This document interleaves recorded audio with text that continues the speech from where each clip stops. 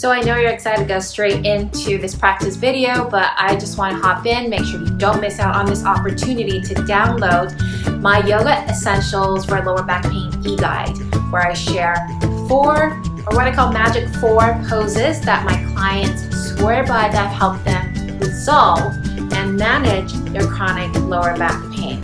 So go ahead and click on the link below or on my website at elaineyoga.com to grab your e-guide, and along with your e-guide, you'll also get video tutorials to help you with your practice.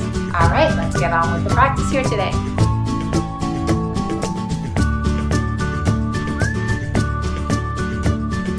Hi everyone, I'm Elaine and I'm a certified yoga therapist bringing you chronic pain and chronic illness friendly yoga that won't leave you drained and inflamed afterwards.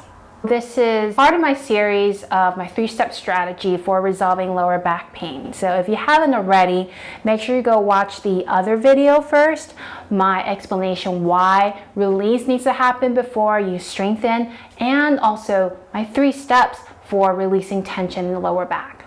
So today we're going to talk about step 2 of this 3-step strategy, which is to mobilize.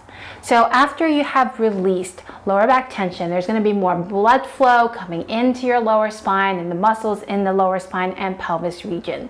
And so we want to build on top of that and make use of this release and this increased blood flow to mobilize what is stuck, mobilize what is sticky, to continue to keep that nutrient and blood flow coming in. Today I'm showing you 2 strategies in particular to gently stretch and lengthen your lower spine, as well as to bring more overall awareness through your entire spine in general. To begin, you're going to come onto your hands and knees.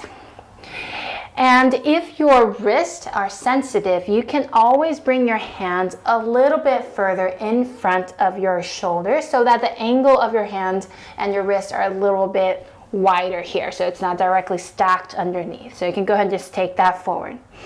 Another thing you can do if you do have sensitive wrists is to use a blanket or some pillow and then place the palm side of your hands on top of the padded areas of your blanket or pillow, so that again you're widening the angle of your wrists.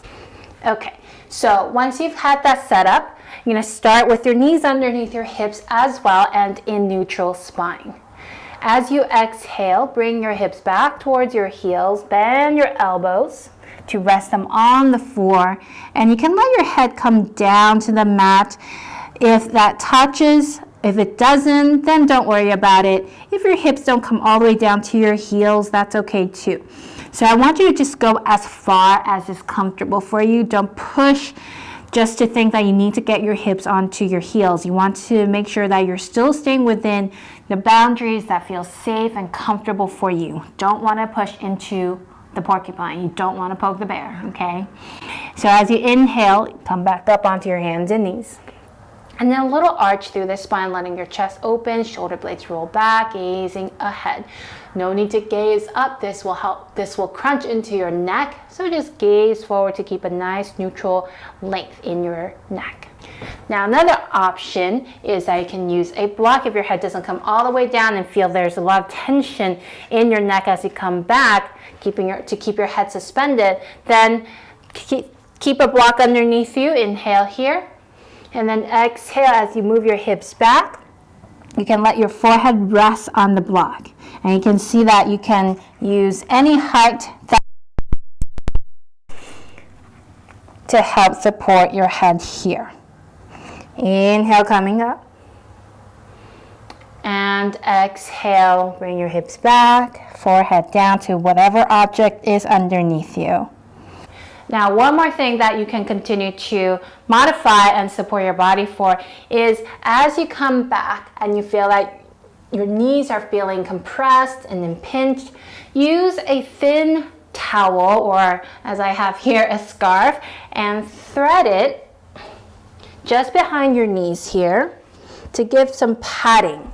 Okay, so you want to pull it pretty tight up onto the back of your knees, so that as you exhale and bring your hips back, there's a little bit support here to give some space in your knee joints. Inhale, coming up. So now you have everything set up. You can keep flowing through this movement a few more times. Exhale to bring your hips back. Inhale, coming up. A little arch through your spine. And exhale, rounding slightly. Bring your hips back, elbows down, forehead down to the floor or on blocks. Keep going, couple more. So as you exhale, when you bring your hips back, this just gently lengthens your lower spine and pelvis. Last one, inhale. And exhale. And you can rest here by stacking your fists one on top of the other and rest your forehead on your stacked fist. If coming into this position in child's pose is not comfortable for your hips or your knees, you can come and lie down on your side with your knees slightly bent and curled up into a fetal position like so. Now for our second pose, again, starting on your hands and knees, use whatever propping you need to support your wrists if you need to, either placing your hands a little further in front or patting underneath the palm of your hands to give it some more height to widen the angle of your wrist. For this, you're going to start with your toes tucked. Press your arms and legs into the floor to round out your spine. Chin is tucked. And as you exhale, just hug your lower belly in a little bit more so you round out through your lower back a little bit more. Now, if it is uncomfortable for you, then don't round out so much. You can go a little bit more neutral. Okay, so just go to a point in the surrounded position that is comfortable for you. And if none of this is comfortable, just remain in a neutral spine. But now, coming from the tailbone and walk the crown of your head. So start from the tailbone and start to sequence and climb up through your spine one vertebra at a time, bringing the arch through. And just breathe normally as you go. Notice my head is still down because I'm still walking through my mid-upper back region. I'm letting my chest sink below my shoulders. So my shoulder blades draw in towards each other. This helps actually massage the upper back as well. Remember, your neck has 7 vertebrae, so as you lengthen your neck up, go one vertebra at a time. Your chin coming up last. And then to go the other direction, you also start from your tailbone. So you keep your head where it is as you tuck your tailbone down. So it's almost like you're tucking an imaginary tail down between your legs. And you start to round out through your low back. Climb up through your spine one vertebra at a time, mid-back, upper back, and then neck rolling down one vertebra at a time. So return to a rounded position here. Let's do one more. Starting with the inhale, a little arch through your pelvis. Keep your head low as you arch through your lower spine. Climb up one vertebra at a time as if you're massaging the individual joint. Keep breathing normally so you don't have to just do one breath. Don't hold your breath here. Allow your chest to sink between your shoulder blades as you come up through your upper spine. Your neck with 7 vertebrae, go up slowly.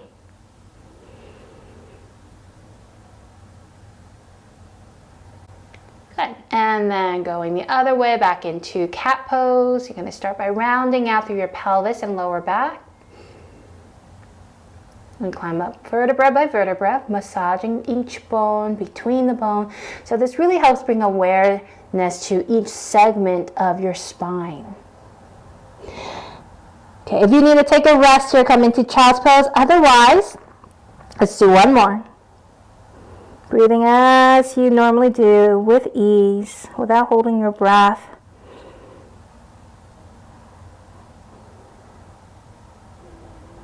One vertebra at a time, from tailbone to head. This is cow pose and then cat pose. You're going to round out through your low back and pelvis first. Up through your spine, neck, and head last. And when you're done, soften your toes down to the floor. Walk your knees in towards each other. Again, bring your hips back towards your heels and stack your fists one on top of the other to provide some support for your neck and head. Or you can also lie down on your side, curled up into a fetal position. So there you have it. Those are two of my most commonly used poses to mobilize any lower back pain, lower back tension in my three-step strategy.